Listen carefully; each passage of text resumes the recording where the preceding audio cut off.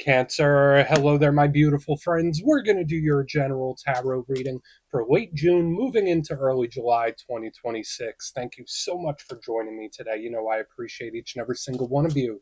So let's get right down to business as always and start you off with an oracle card here, just so we could dip our toes into energy and see what's happening for the lovely Cancer Collective. I hope you're all doing fabulous and fantastic, my friends. Let's get it going here.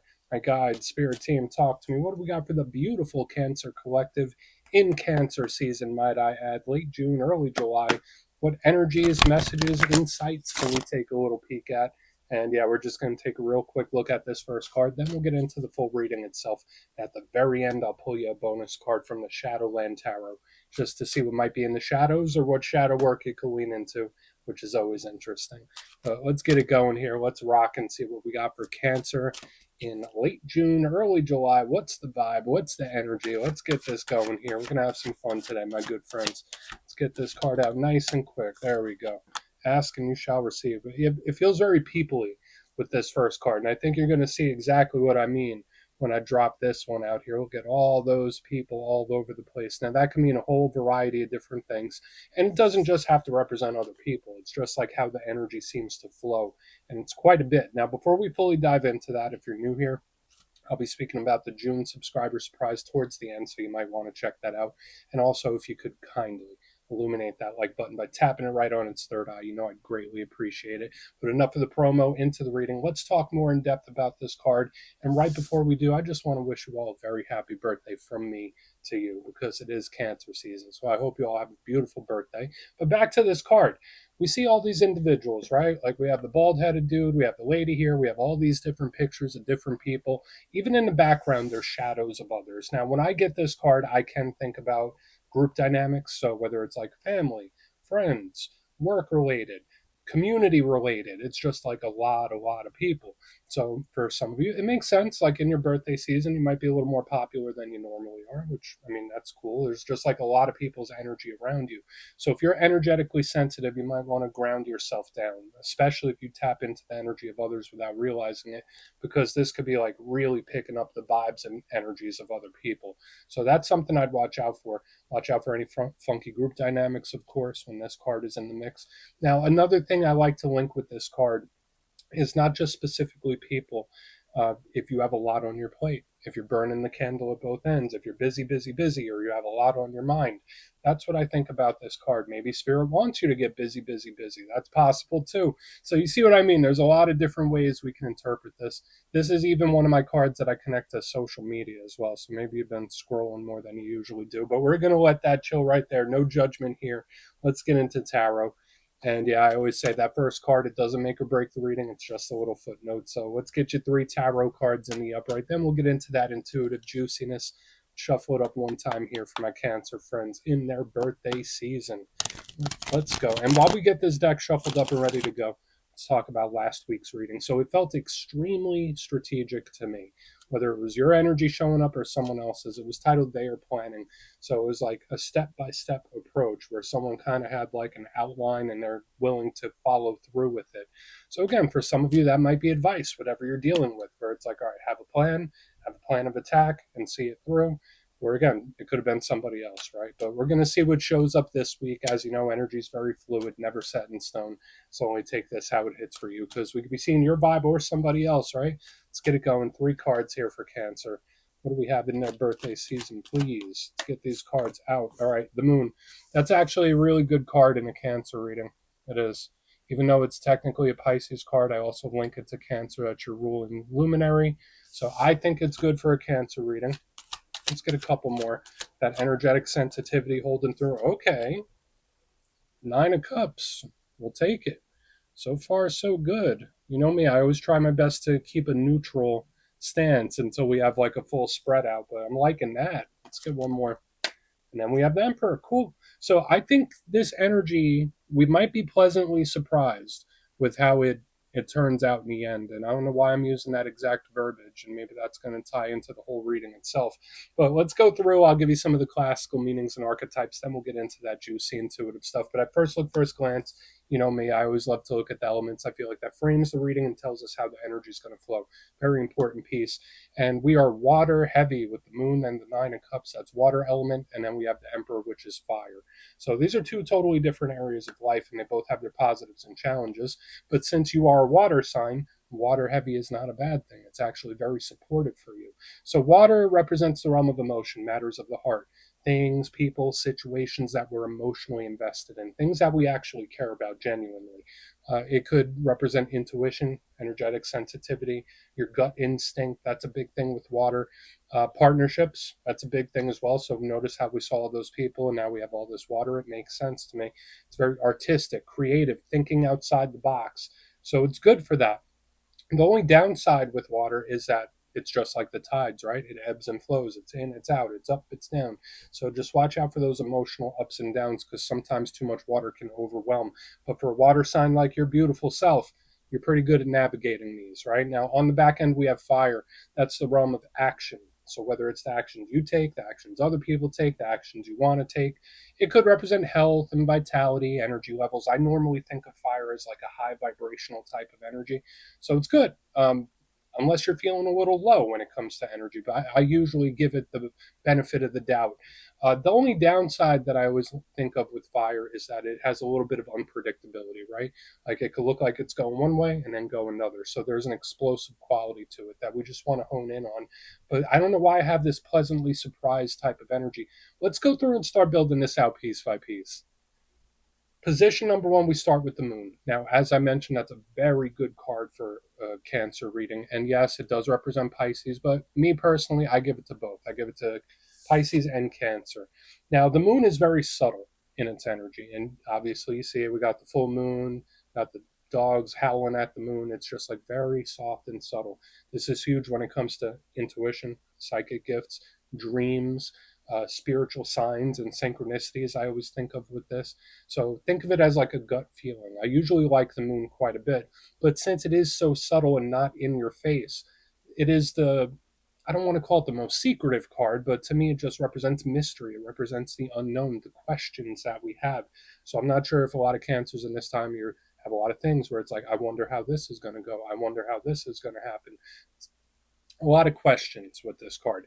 But to me, I just say it represents the unexpected or the surprising. So we'll see. The only big downside to the moon, sometimes it represents secretive energy, like purposeful secretive energy. But we'll see. To me, I'm staying optimistic, especially as we move over to the next card. We got the Nine of Cups, man. Well, look at it. We have our good pal here, John Travolta. He's chilling in the room filled with the Nine Cups, and he's like, "Hey, Cancer, why don't you come in for a drink?" It's a beautiful energy. Nine of Cups to me is a card of wish fulfillment. It's wins, victories, blessings, whatever label we want to put on it. This individual right here is a very happy camper. And again, it's open, it's welcoming, it allows energy in. That's the one thing I really like about it.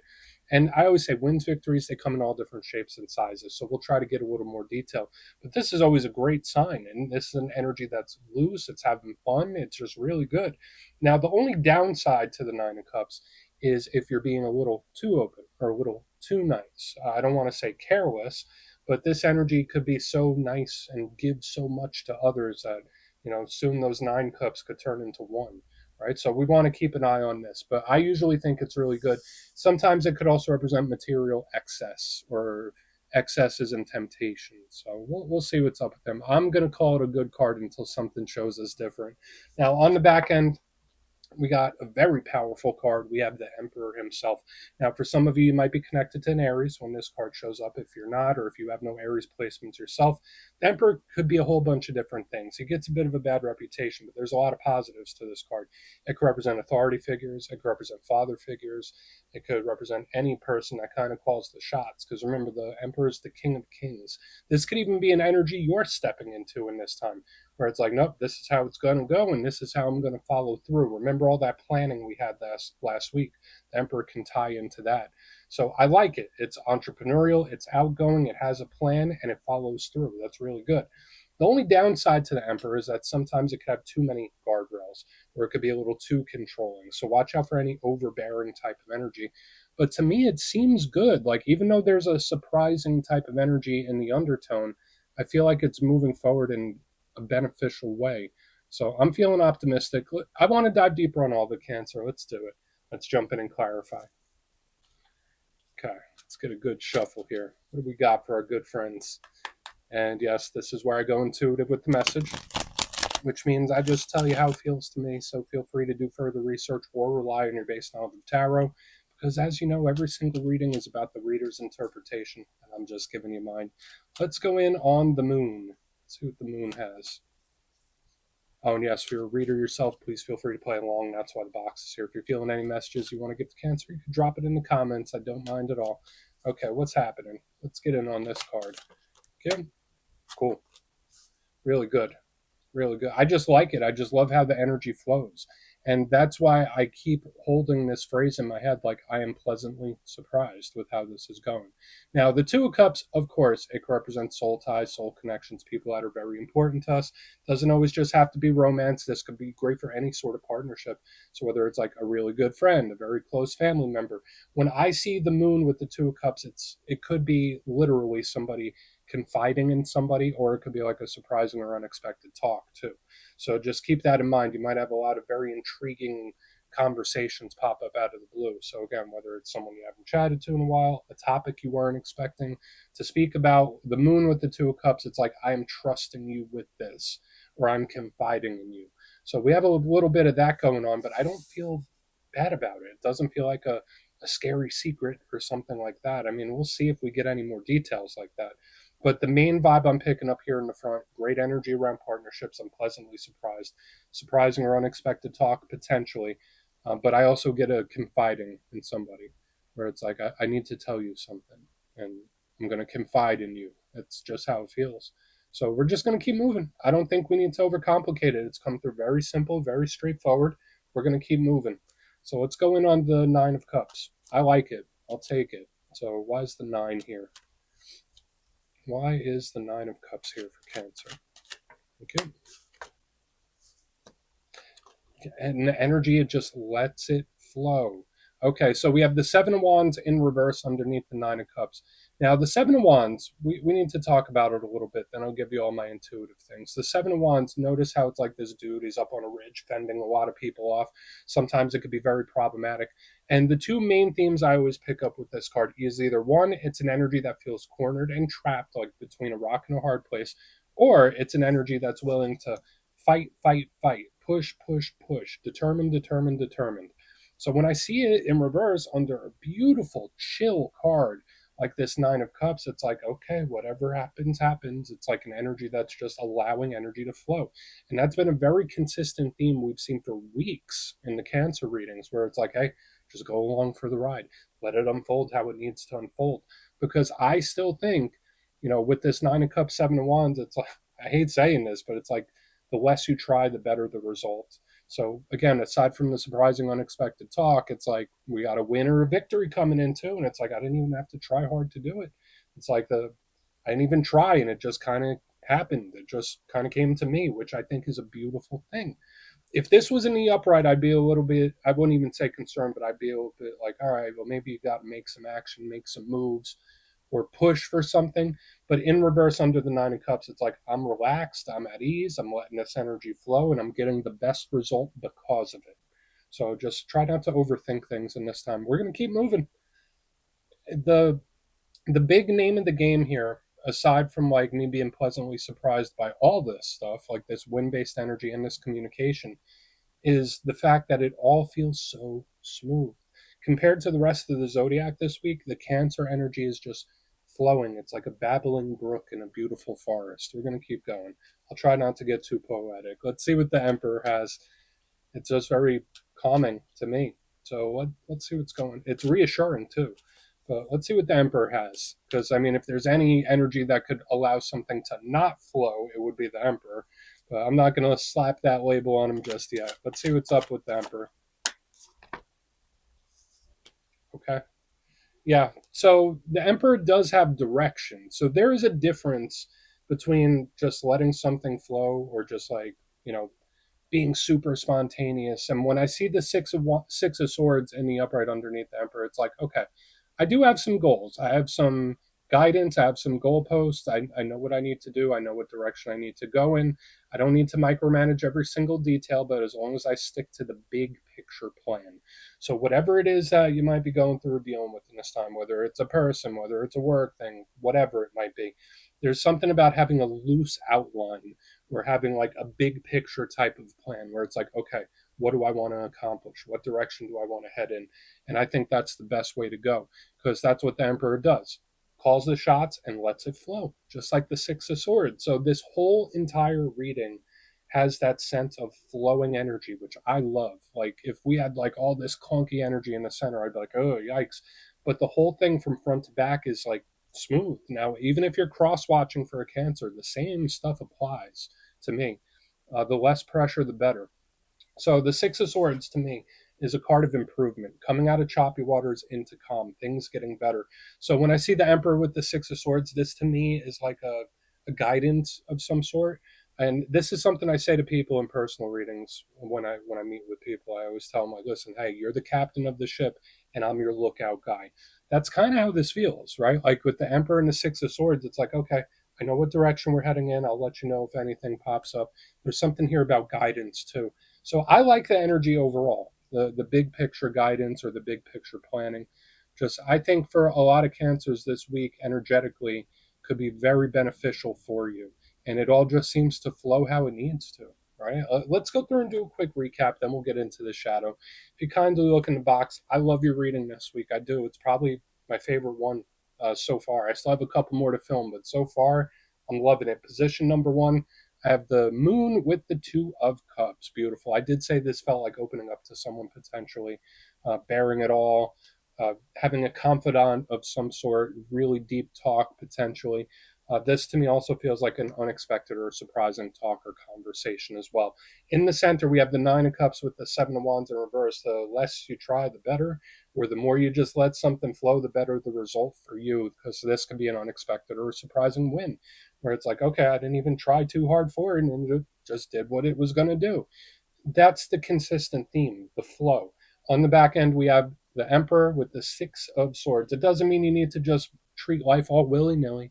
Doesn't mean you have to treat life all aimlessly. No, you could have like big picture plans and know what you want, know what your end goal is, but it's like not micromanaging every single detail is super important. And for another portion of you, this could be like a lookout guy, like some guidance, like someone providing it. So please take a screenshot if you want to look into it further.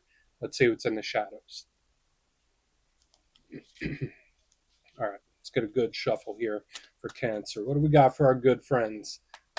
And yeah, I always like to pull a shadow card at the very end just to see whether it's something within you or something you don't quite see. Shadow cards don't always have to be a challenge, they could be a good thing. So let's get you one. And if you made it to this point in the reading, please feel free to check out channel memberships. I'll put a link for it in the comments below. It's a beautiful way to support the channel, and I have much love for all my channel members. All right, let's get this going here. What do we got for Cancer? Quick, super quick. Yeah, similar. All right, so we have the Hanged Man, and the Hanged Man isn't necessarily a bad card. It does get a bit of a bad reputation because it's an energy that's not taking action, it's not making moves. It links to Virgo. Some people link it to Pisces. Some people even link it to Scorpio. I give it to all three. Now, with a Hanged Man, even though he's hung upside down, what's he doing? He's taking in information. He's watching. He's analyzing. This is also a card of self-sacrifice where someone might sacrifice their happiness for that of others. Not saying that's something you need to do, but maybe that's something to watch out for in this time, like taking one for the team. But to me, the Hanged Man is just observing, right? Where it's like, I'm just going to sit and I'm going to observe. I'm going to take in information. I'm not going to make a move just yet. So when I see the energy that seems to be flowing, maybe that's the advice where it's like, all right, just sit back and observe for a minute. Watch the universe work here. Now, the downside, the shadow side of the Hanged Man, it could absolutely feel stuck. It can. But I think that's an illusion, my friends. So I'm not sure what every single Cancer is going through or working through or dealing with, but the shadow side of the Hanged Man feels like it's not making progress. And I'm here to tell you that that is an illusion. So we're just going to let him chill out right there, my friends. That's what I have for you this week. Don't click away just yet, though. I'm going to give you the details of the June subscriber surprise. If you would like further insight on your situation or you'd like to have a chat with me, you can book a personal session with me on my website, mastermetaphysics.com. My June calendar is live and spots go quick, so you could go check that out. But for the June subscriber surprise, doing another winner's choice, the winners, which will be three, will have a choice between either the Everyday Witches Tarot, which is a lovely tarot deck, one of my all-time favorites, or you can choose a custom pendant from my website, mastermetaphysics.com. So if you'd like to get your name in for that, it's two simple things. As always, my friends, first, you must be subscribed. And second, let me know down in the comments, out of all the tarot cards in the deck, which one do you feel represents you and your energy best? You could even pick multiple if you'd like. You'll be entered to win, and at the end of the month, the winners will be announced in my community tab /post tab. My friends, much love, and I'll see you soon.